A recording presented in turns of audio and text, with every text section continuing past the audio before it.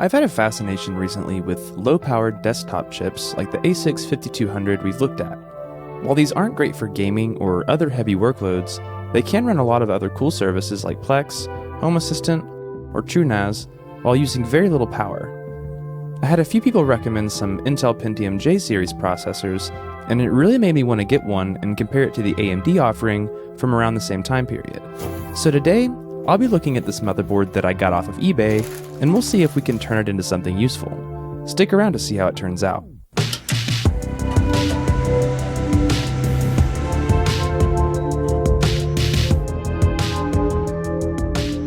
This is the HP 776903-001, which I won't be saying again.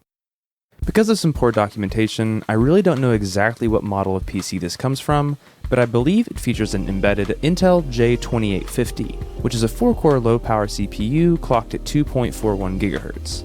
The eBay listing says it's a J2900, but between looking at the Intel Arc website and HP's own product listings, my guess is that this is the J2850. It uses SODIMM slots rather than the typical DIMMs you would see in a desktop, and has 2 PCIe by 1 slots and 1 PCI slot.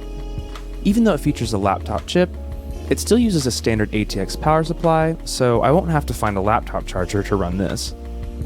I'm hoping that this will perform better both in terms of processing power and power draw than the A6 5200 that we've looked at many times in our Pavilion 500-C60.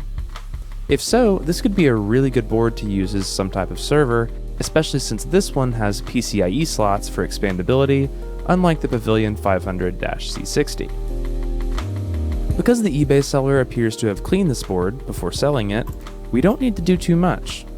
I decided to remove the heatsink and reapply some thermal paste, but I don't recommend doing this, at least not until after you've made sure that it boots up.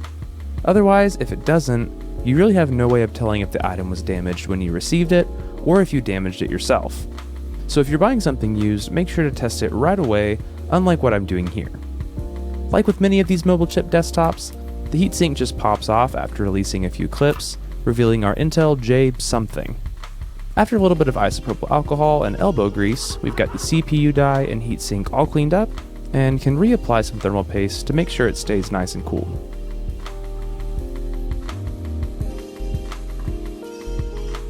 Now because this uses smaller SODIMM slots, I actually don't have any spare RAM laying around. So I'm going to open up my wife's old MacBook Pro and take out these two 4GB sticks that I put in there a few years ago. Side note, working on these models of MacBook Pros was so easy and fun, and it really makes me sad that this most likely will never be the case again. Anyway, we can now pop in our 2 RAM sticks, and then hook up a Gigabyte 650-watt power supply, but don't worry, this isn't one of the explodey ones. This power supply is overkill, but I don't have the 240-watt power supply because it's busy running the backend for $5psu.com, so we'll just have to use what I have here.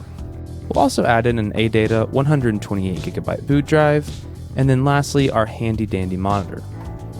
With everything set up, we should be able to boot this up and see if we get a post screen. And nothing. We get a fan spin, but no post, no beeps, nothing. I spent some time double checking all the connections and tried switching to the display port rather than the VGA port, with no luck. I tried different RAM configurations and also pulled 2 2GB sticks from a different laptop to see if that might have made a difference. I also swapped out the entire motherboard to make sure it wasn't the power supply or monitor, and I did my best to try resetting the CMOS. I couldn't find good documentation on this board since I couldn't even tell exactly what it was, so I just tried removing the CMOS battery, shorting what appeared to be the CMOS jumper, and then holding down the power button for quite some time. I also did this while restarting the machine, as well as just leaving the CMOS battery out for a few hours. Unfortunately, none of this worked. When I tried booting it without any RAM installed, I did get beeps from the motherboard, so the buzzer does work. But I really have no idea why this board isn't posting, and at this point I basically just decided to call it quits. Now you might be wondering why I posted this video at all, and don't worry, because I'm still honestly asking myself that same question.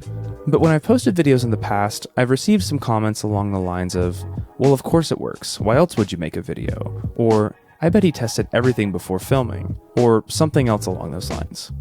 And while it may be true that I test certain things before deciding to make a video, I really want to be honest and transparent with all of my content. So this board didn't work, and I wanted to show that. I'm hoping that all of the brilliant minds watching this can maybe spot something that I failed to try, because it would be amazing if I don't have to drop this off at recycling. I actually had at least 2 or 3 videos planned for this board if it worked well, so this kind of throws a wrench in things. So if you think you've spotted something or have an idea of something to try that I may have forgotten, please by all means leave it in the comments. It would be really cool to get to post a video saying, YouTube fixed my computer or something like that.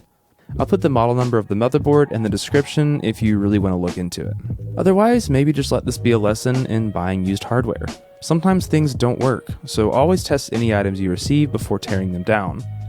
To be fair, I bought this quite some time ago and just now managed to get to it, so I have no idea if it would actually be covered under any sort of return policy, even if I was sure that I didn't cause the damage myself, which I'm not. So unfortunately, this is all I really have left for this video. I apologize for how disappointing it was, but hopefully it could still be somewhat enjoyable. If you're new to the channel and haven't already subscribed, maybe give that a shot. I promise most of my videos actually include a working computer. Otherwise, a like is always incredibly helpful, and if you have the means and really want to help support my endeavors financially, head on over and check out the Patreon. But that's about it for this one, so thanks for watching, stay curious, and I'll see you in the next one.